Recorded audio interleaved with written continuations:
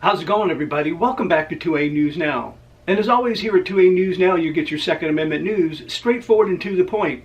Every time a court or a judge rules in favor of the Second Amendment, the anti-gun left lose their shit. And then they start to spew their bullshit, saying the decision that the courts made is going to cost people their lives. And they spew their fear-mongering as much as they can because there's so many people out there that believe in what they're saying. Everybody knows that recently our government has decided to downsize the ATF. So the Trump administration is restructuring the ATF.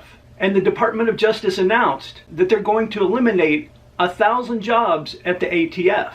And that includes more than 500 industry operations investigators. And for those that don't know, they are the ones that go to the FFLs to inspect them. And of course, during the Biden administration, those FFLs feared those inspections because if they just had minor paperwork errors, their licenses would be revoked and they would have to shut their shops down. But the budget proposal for the ATF in 2026 is the first time there's been a significant cut in the ATF in modern history. And also the restructuring involves the ATF being dissolved into the DEA. I didn't know the number was this high. But there are over 60,000 FFLs in the United States. And here's what an FFL in Arizona had to say about the cutbacks and restructuring of the ATF.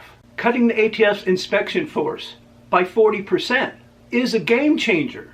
It means fewer surprise inspections, less harassment, and more room to focus on actually serving customers and staying in business. And another thing the downsizing of the ATF does, it'll save the taxpayers at least $82 million.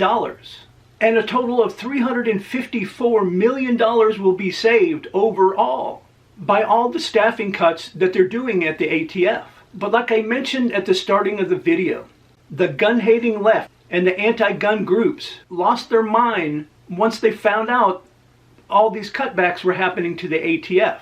And of course, one of the ones that had to speak up was Giffords. And I'll post up on the screen what they had to say on X. Once again, the Trump administration is putting our safety at risk to enrich gun CEOs. Gunning inspections helps no one but rogue gun dealers and those who seek to do us harm.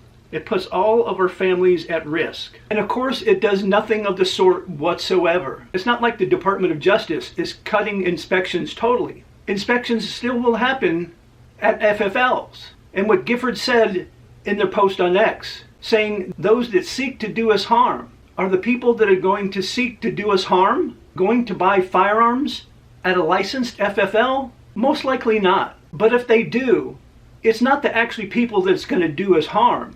They will send in somebody that doesn't have a record, that works for them to purchase those firearms. And of course, since there's over 60,000 FFLs in the country, there are going to be some rogue FFLs. But I think the ATF is smart enough to know where to concentrate their efforts on. But of course, Giffords knows that what they posted on X was a lot of crap.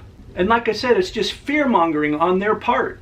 So the people that believe them and eat all their bullshit just like they eat their cereal in the morning will once again blame President Trump and his administration for their decision to cut back on the ATF.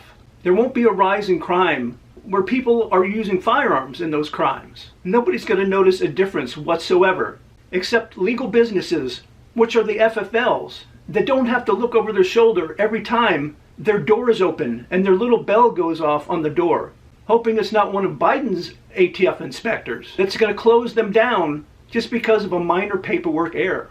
So I'd like to hear in the comment section down below what you guys think of Giffords' post on X. And do you believe it's just a bunch of fear-mongering on their part? And as always, I appreciate everybody that supports the channel. Not only do I appreciate those who watch my videos every time I post one, but also I appreciate those who take a little bit extra time after watching the videos and also liking, sharing, and subscribing and hitting those post notifications. I'm very grateful that you do so. And I invite all of you to come back and watch my next video.